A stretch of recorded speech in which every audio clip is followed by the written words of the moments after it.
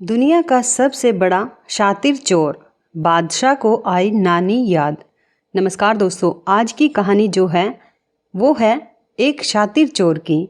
तो चलिए शुरू करते हैं। एक बनिए के 3 बेटे थे। एक बार जब बनिया बीमार पड़ा तो उसने तीनों लड़कों को बुलाकर पूछा कि तुम लोग क्या करना पसंद करोगे, किस तरह की ज़िंदगी बिताओगे। बड़े लड़के ने कहा कि वह दुकान से ही गुजारा कर लेगा। छोटा बोला कोई अच्छा सा व्यापार कर लूँगा। लल्लू जो कि सबसे छोटा था बोला मैं तो चोरी करूँगा। एक बार कहीं तगड़ा सा हाथ पड़ जाए तो वर्षों तक कुछ करने की जरूरत नहीं पड़ेगी। उसकी बात सुनकर बेचारा बनिया बहुत दुखी हुआ। बोला बेटा, चोरी करना आसान काम नहीं है। पकड़े गए तो मार मार कर भुर्ता बना दिया जाता है। उसके लिए अकल की बड़ी ज़रूरत होती है। तो इस पर लड़का बोला इतनी अकल तो मुझ में है, चाहे तो इम्तिहान ले सकते हो। बनिए ने कहा तो तुम्हें दिल्ली जाकर अकबर बादशाह का घोड़ा चुराना है, जिसे पिछले दिनों काबुल से मंगाया गया है। यदि 1 हफ्ते के अंदर तुम घोड़े को ले आए तो मुझे विश्वास हो जाएगा कि तुम्हारे में अकल की कमी नहीं है। अच्छा कहकर लड़का उसी वक्त दिल्ली की ओर चल पड़ा।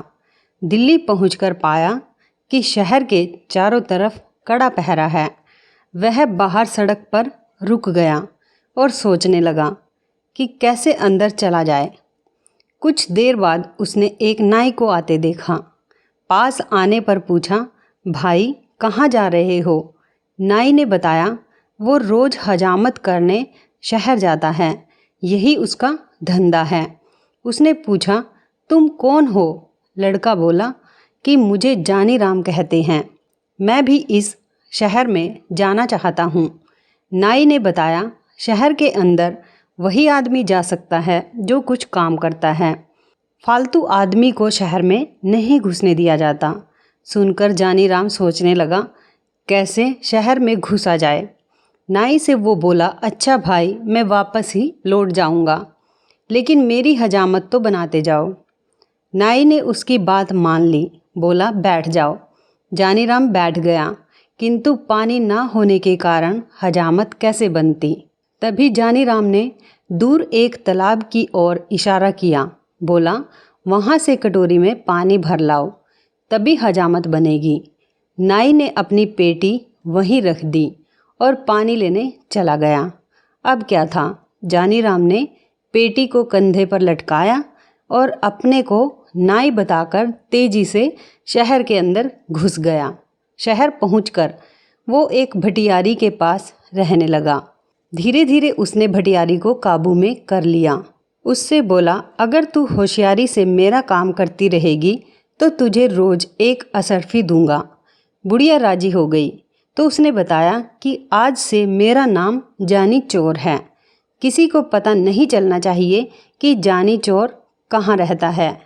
अगले दिन उसने एक पर्चा लिखकर बुढ़िया को दिया कि उसे ले जाकर दरबार में डाल दें। पर्चे में लिखा था बादशाह सलामत जानी चोर इस शहर में आ चुका है, वो आपके काबुली घोड़े को चुरा लेगा। बुढ़िया ने पर्चा अपने तोते को दिया और तोता उसी वक्त पर्चे को दरबार में डाल आया। बादशाह बड़ा चकित रह गया। जानी चोर की यह हिम्मत, ससुरे को घोड़े की पूंछ से ना बंधवा दिया तो कहना। बादशाह ने ऐलान कर दिया कि आज रात को जो हमारे घोड़े की रखवाली करेगा उसे 500 रुपये इनाम दिए जाएंगे। सुनकर एक लालची सुनार दरबार में पहुंचा और घोड़े की रखवाली का काम ले लिया। बुढ़िया से जानी चोर को जब मालूम हुआ कि सुनार ने घोड़े की रखवाली की जिम्मेदारी ली है तो उसने बुढ़िया से पूछा सुनार के घर में और कौन कौन हैं। बुढ़िया ने बताया कि उसके माता पिता भाई बहन सभी हैं। उसका एक लड़का जवान है जो नौकरी करने प्रदेश गया है और कई वर्षों से घर नहीं लौटा। जानी चोर खुश होकर बुढ़िया से बोला कि अब काम बन जाएगा, तू लोहा पीतल और गिलट के कुछ टुकड़े जमा कर उसकी एक पोटली बना ले। बाहर से सुंदर रेशमी कपड़ा लपेट देना। बुढ़िया ने वैसा ही किया। शाम के वक्त जानी चोर ने पोटली बगल में रखी और सुनार के घर जा पहुंचा। घर पर उस रात सुनार के घर वाली और उसके लड़के की बहू थी। जानी चोर ने दरवाज़ा खटखटाया और माँ को पुकारा। सुनार की घर वाली बूढ़ी हो चुकी थी, आँखों से साफ साफ दिखता नहीं था।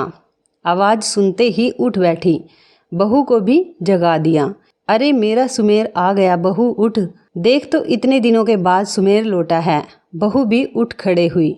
माँ ने बेटे को गले लगाया, बोली अब तो तेरी आवाज़, रंग रूप सब कुछ बदल गया है मेरे लाल। हाँ माँ, 12 वर्ष में तो तुम भी बदली बदली सी लग रही हो। पास ही बहू घूंघट निकाले खड़ी थी। जानी चोर ने पिता के बारे में पूछा। मालूम हुआ कि वे आज पहरे पर गए हैं। शहर में जानी चोर आया है, वह बादशाह के घोड़े को चुराना चाहता है। रात में बहू ने बढ़िया खाना बनाकर उसे खिलाया। माँ अपने कमरे में सो गई। वह भी बहू के साथ कोठी पर जा पहुंचा। देर तक उन दोनों में बातचीत होती रही। अंत में बहू ने पूछा, अपने माता पिता के लिए तुम बहुत सा रुपया कमाकर लाए हो, मेरे लिए भी कुछ लाए हो? जानी चोर मुस्कुराया और पोटली को खनखनाते हुए बोला, यह देखो, इस बार तुम्हारे लिए बहुत कुछ लाया हूँ। उन चीजों से भी बढ़कर है जो कि तुम अपने मायके से लाई हो। जरा लाना तो उन चीजों को, इनके मुकाबले की है भी या नहीं। बहू बहुत प्रसन्न हुई, अपने सारे जेवर लाकर रख दिए। तभी उसे याद आया और बोली, अपना 9 लखा हार तो मैं लाई ही नहीं, वो दूसरे कोठे पर रखा है, उसे भी लेकर आती हूँ। कहकर वो दूसरे कोठे पर जा पहुँची। जानी चोर ने सोचा कि भगवान ने उसे अच्छा मौका दिया है, इसे खोना नहीं चाहिए। उसने संदूकची उठाई और 4 दीवारी से कूदकर चंपत हो गया। सारा गहना उसने भटियारी को सौंप दिया। अगले दिन घर लौटने पर जब सुनार को इस बात का पता चला तो उसकी बोलती बंद हो गई। कहाँ 500 रुपये के इनाम मिलने की खुशी थी और कहाँ हजारों की चपेट पड़ गई। उसने सोचा कि यह जानी चोर का ही काम है। वह रोता बिलखता बादशाह के दरबार में पहुंचा और अपनी कहानी सुनाई। सुनकर बादशाह को आश्चर्य हुआ। सोचने लगा, चोर ही नहीं, वो साथ साथ उस्ताद भी है। किस तरह उससे अपने घोड़े की रक्षा की जाए। दूसरे दिन फिर दरबार में चिट्ठी आई। इसमें भी घोड़े को चुराने की बात लिखी थी। चिट्ठी पढ़कर बादशाह ने घोड़े पर कड़ी निगरानी रखने को कहा। इनाम की राशि 500 रुपये से बढ़ाकर 1000 रुपये कर दी। इस बार घोड़े की रखवाली के लिए कोई तैयार नहीं हुआ। लोग सोचने लगे कहीं इनाम के चक्कर में घर का माल ना चला जाए, किंतु शहर के कोतवाल से ना रहा गया। वो मूँछों पर ताव देता हुआ बोला, अब उस बदमाश को मैं देखूंगा, पकड़कर बांध ना दिया तो कहना। जानी चोर ने भटियारी से फिर पता करवाया कि इस बार पहरे पर कोतवाल साहब आए हैं। उसने दुल्हन जैसे कपड़े पहन लिए और एक थाली में धूप बत्ती जलाकर मंदिर की ओर चल पड़ा। रास्ते में कुछ दूरी पर गुड़शाल पड़ती थी, जहां घोड़े पर सवार होकर कोतवाल साहब पहरा दे रहे थे। रात के समय एक सुंदर स्त्री को अपने पास से गुजरते हुए जब कोतवाल ने देखा तो रोक कर पूछा, इस आधी रात में किसकी पूजा करने आई हो? और घूंघट निकाल कर बोली, ठाकुर जी की पूजा करने आई हूँ। कोतवाल बोला, मैं भी तो ठाकुर हूँ। औरत हंसी के स्वर में बोली, हटो जी, क्यों मजाक करते हो? कोतवाल बोला, मजाक नहीं, सच कहता हूँ। तुम ठाकुर की पूजा करने चली हो, जबकि ठाकुर जी खुद तुम्हारी पूजा करना चाहता है। औरत बोली, अच्छा तो चलो, वहाँ मंदिर में चलकर पूजा करना। ठाकुर खुशी से उछल पड़ा और अपने घोड़े को साथ लेकर मंदिर में चला गया।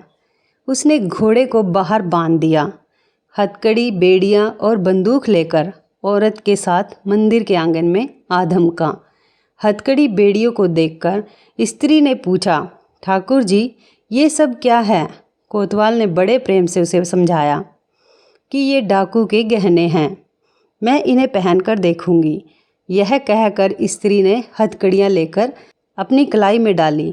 उसकी कलाइयों से हथकड़ियाँ निकालते हुए कोतवाल बोला, ये तुम्हारे पहनने की चीज़ नहीं है, तुम्हारी कोमल कलाइयाँ इससे बल खा जाएंगी। स्त्री ने हट की, नहीं जी, मैं इन चीज़ों को पहनकर देखना चाहती हूँ कि कैसे पहनी जाती हैं। अच्छा, तुम रुक जाओ, मैं तुम्हें दिखाता हूँ उन्हें कैसे पहनाया जाता है। जैसे जैसे मैं बताता जाऊँ वैसे ही तुम मुझे बांधती जाना। कहकर उसने अपने हाथों में हथकड़ी और पैरों में बेड़ियाँ डलवा ली। फिर मुस्कुराता हुआ बोला, देख लिया किस तरह पहना जाता है, अब इन्हें खोल दो। स्त्री जोर से हंस दी। उसने अपनी नकली वेशभूषा को अलग किया और बंदूक उठाकर कोतवाल की छाती पर रख दी। पूजा करोगे बरखुरदार? जानी चोर की पूजा करना क्या आसान समझा है? जानी चोर का रूप देखते ही कोतवाल के तो होश उड़ गए और गिड़गिड़ाता हुआ बोला, भाई इस बार माफ़ कर दो, आगे से कभी तुम्हारे आगे नहीं आऊँगा। किंतु जानी चोर कब सुनने वाला था। उसने कोतवाल को एक रस्सी में बांध लिया, उसके मुंह में कपड़ा ठूसकर घोड़े पर बिठाया और बादशाह के महल के आगे फेंककर चंपत हो गया। सवेरा होते ही शहर में हलचल मच गई। जानी चोर ने कोतवाल की वह दशा बनाई जो आज तक कभी किसी की ना बनी थी। लोग जानी के नाम से थर थर काँपने लगे। दरबारियों को लगा कि अब उसके हाथों से घोड़े को बचाना मुश्किल है, दांव लगने पर वो घोड़े को ही उड़ा लेगा। दरबार में फिर पर्चा आ गिरा जिसमें काबुली घोड़े को जल्दी ले भगाने की बात लिखी हुई थी। इस बार 5,000 रुपये इनाम रखने पर भी कोई रखवाली के लिए तैयार ना हुआ। बादशाह को बड़ी चिंता हुई कि किस तरह घोड़े की रक्षा की जाए और जानी चोर को जिंदा पकड़ा जाए। कोई उपाय ना सूझा तो बादशाह ने खुद ही निश्चय किया कि वे अपने हाथों चोर को पकड़ेंगे। सोचकर बादशाह उस काबली घोड़े पर बैठकर पहरा देने लगे। जानी चोर ने पता लगा लिया कि इस बार स्वयं बादशाह पहरे पर है। वह एक बुढ़िया का रूप बनाकर मंदिर वाली सड़क पर जा बैठा और चक्की आगे रखकर अनाज पीसने लगा। सड़क के किनारे बुढ़िया को अनाज पीसते देख बादशाह ने पूछा, इस वक्त किसके लिए अनाज पीस रही हो? बुढ़िया हाँफती हुई बोली, क्या करूं सरकार, बुढ़ापा बहुत बुरा है और उससे भी बुरी चीज़ है गरीबी। दिन में मोहल्ले के बच्चे पगली कहकर चिढ़ाते हैं, इसलिए रात में यहाँ आकर काम करती हूँ। अभी अभी एक सिपाही आया था, पीसने के लिए गेहूँ दे गया है, अभी आकर ले जाएगा। सुनकर बादशाह घोड़े से उतर पड़ा। पूछा, क्या नाम था उस सिपाही का? बुढ़िया ने माथे से पसीना पोंछा, बोली, नाम तो सरकार वह जानी जानी कुछ बता रहा था। बादशाह को विश्वास हो गया कि वो जानी चोर ही है। उसने बुढ़िया से पूछा, वो कितनी देर में लौट कर आएगा? बुढ़िया बोली, आता ही होगा सरकार। बादशाह ने सोचा, चोर को पकड़ने का इससे अच्छा मौका नहीं मिलेगा। वह बुढ़िया से बोला, तू मेरे कपड़े पहन ले और मुझे अपने कपड़े दे ताकि उसे मैं पकड़ लूँ। वह सिपाही नहीं, चोर है, मैं उसे पकड़कर बादशाह के पास ले जाऊंगा। बादशाह ने अपने कपड़े पहनाकर उसे मंदिर के आंगन में भेज दिया, साथ ही अपना काबली घोड़ा भी उसके हवाले कर दिया। स्वयं उसने बुढ़िया के फटे पुराने कपड़े पहन लिए और सड़क के किनारे बैठकर चक्की घुमाने लगा। हाथ में घोड़ा आते ही जानी चोर फूला न समाया और तुरंत घोड़े पर चढ़ा और लगाम लगाते हुए बोला, बादशाह सलामत, तुम चक्की पीसते रहो। जानी चोर तो भागा। बादशाह ने आवाज़ सुनी तो कलेजा धक रह गया, हाथ से चक्की छूट गई। वाह रे जानी चोर, तू तो अकल का पुतला निकला। उधर जानी चोर बादशाह की पोशाक में घर पहुंचा तो बनिए को विश्वास हो गया। बोला, शाबाश बेटा, अब तू जरूर चोरी कर सकता है, किंतु याद रख, गरीब को कभी परेशान ना करना। ईमानदारी और मेहनत से कमाए गए धन पर डाका नहीं डालना और गरीबों की सहायता करने में पीछे नहीं रहना। अब जाकर बादशाह का घोड़ा वापस करा। सुनकर जानी चोर घोड़ा वापस करने निकल गया और बादशाह को घोड़ा वापस कर दिया। जानी चोर और उसके पिता की सारी बात जानकर बादशाह बहुत खुश हुआ। तब बादशाह ने जानी चोर को उसकी ईमानदारी और चालाकी के लिए इनाम भी दिया। तो दोस्तों, ये थी शातिर चोर की कहानी। आपको कैसी लगी ये कहानी आप कमेंट बॉक्स में ज़रूर बताएं। यदि आपको हमारी ये वीडियो अच्छी लगे तो आप हमारी इस वीडियो को लाइक शेयर ज़रूर करें, हमारे चैनल को भी सब्सक्राइब करें। और यदि आप हमें फेसबुक पर देख रहे हैं तो आप हमारे फेसबुक पेज को लाइक और फॉलो ज़रूर करें। तो दोस्तों फिर मिलते हैं ऐसे ही ज़बरदस्त टिप्स के साथ नई वीडियो में। तब तक के लिए धन्यवाद। आप सभी अपना ख्याल रखना। आपका दिन शुभ व मंगलमय हो।